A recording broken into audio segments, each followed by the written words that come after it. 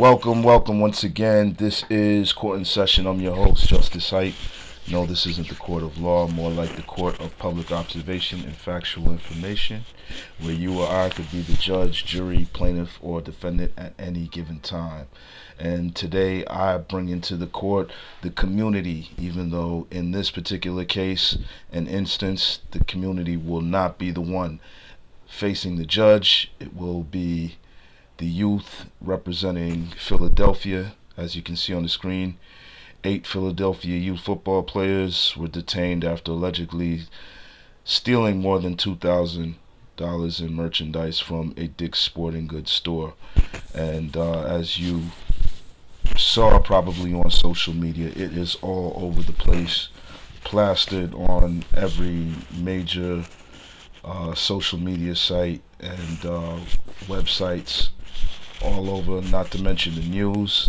If you're not familiar with Polk County and their sheriff, he has been in the news on several occasions, and he really stands on business, and he definitely makes a public spectacle out of every case that he possibly can within the state of Florida. And as you know, anybody that knows that the state of Florida operates quite differently than the other states in our union. So it's always something going on of interest that gets picked up in the national news algorithm. And one thing I will say is that shout out to IG page Motivate Youth 215. I believe that's a local activist or group out of Philly that made, I thought, a post that was right on time. And it struck a nerve with me as I made a post on my WhatsApp, and I got some feedback from people asking me why am I sharing something with these kids' identity attached. So for those that don't know, and for those that have been asking why are these kids' identity put on blast, let you understand something. When you are charged with a felony or a dangerous crime as a juvenile, it can be then made public, and it is going to be made public almost every time in the state of Florida, because they don't play like that, and they will publicize just about anyone and anything. If you check the state of Florida's track record, they are very consistent with this particular case in making the identities of the youth public. Also, for me personally, I'm all about accountability.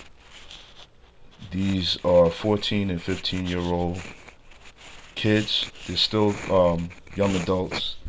However, they're of age to be able to know right from wrong. And a lot of things can be questioned. I was talking to our coaching staff and asking where things could have possibly went wrong with the coaching staff and the adults, and maybe having chaperones in place at the hotel or Airbnb, wherever they were staying, that would prevent them from collectively jumping in Ubers. I'm guessing it was more than one Uber that they decided to get into and make their way over to the Dick's, then steal the sporting goods. But ultimately, as I said, I bring the community into question with all of this, because as Motivate 215, shout to them once again on IG, posed the very important question, and very, very operative question, is where is all the publicity, where's all the hoopla, where's the support when these kids are fundraising, as almost every inner city youth football program does.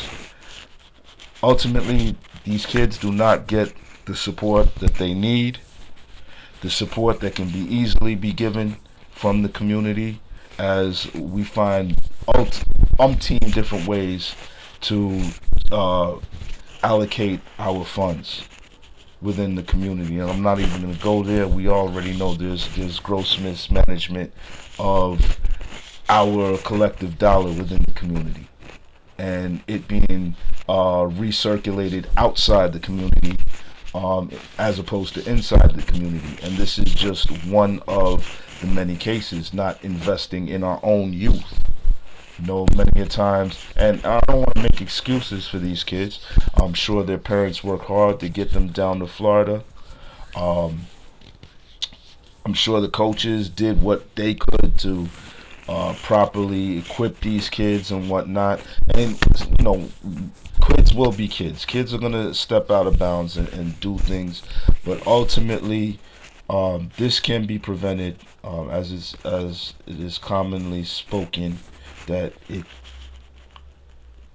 requires a village to raise a child. And a lot of times when these kids are trying to do the right thing, trying to do something productive and progressive within the community, they don't get the necessary support that they need.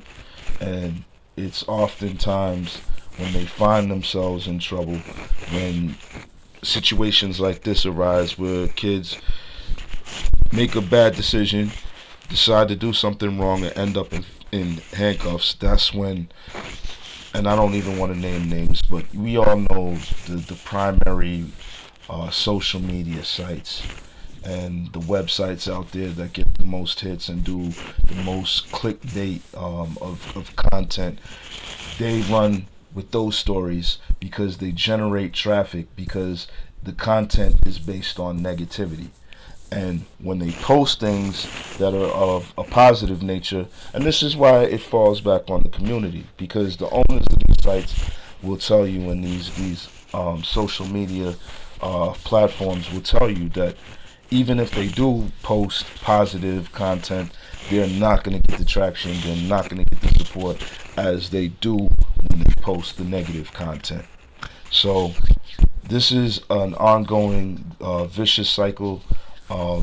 It just happens to be kids playing football down in Florida, and of course that's going to catch my attention as a youth football coach, and as someone who just generally works in the community with the youth, and seeing what's going on and the public's response. I see a lot of people saying that the coaches are at fault. I see a lot of people saying it starts at home, and there's all types of finger pointing and blaming that goes on in these instances.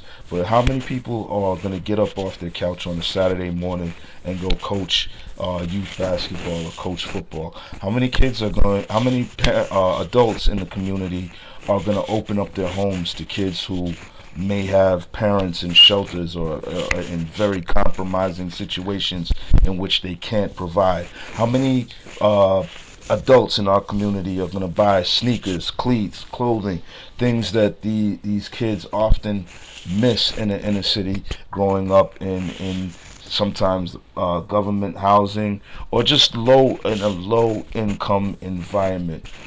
Those of us who have worked with the children or understand the community, understands the hardships that these children endure, parents endure, staff who choose to coach and volunteer in youth sports endure. And this is why I say ultimately it's on the community. Get in the comment section, let me know what you think. Court adjourned.